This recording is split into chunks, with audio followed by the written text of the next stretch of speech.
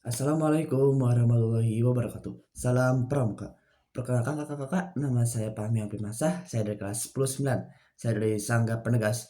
Di sini saya akan menjelaskan tentang SKK juru masak. Langsung saja ke videonya.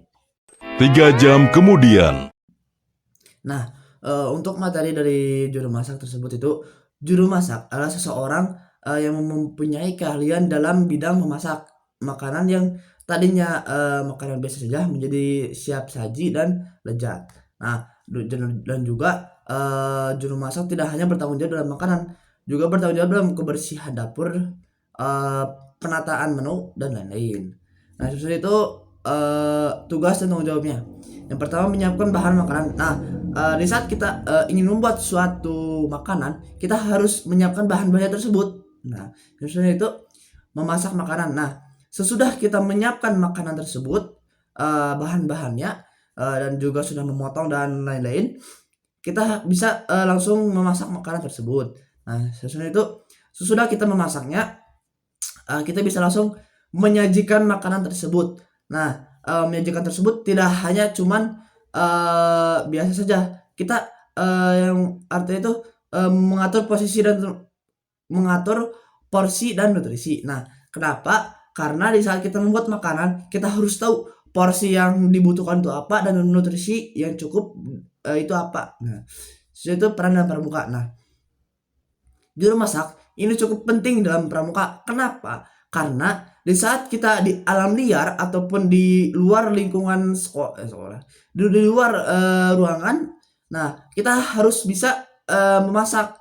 Nah, lalu apa sih kenapa harus bisa memasak? Karena untuk mengolah makanan yang tadinya makanan biasa saja atau makanan yang kurang nikmat untuk dilihat, dengan juru masak atau bisa memasak, kita bisa merasakan kenikmatan makanan tersebut. Nah, keterampilan yang diperlukan itu yang pertama, pengetahuan dasar tentang bahan makanan. Nah, kenapa harus tahu dasar tentang bahan makanan? Karena di saat kita menyiapkan makanan tersebut, kita harus tahu bahan apa saja yang diperlukan untuk membuat makanan tersebut.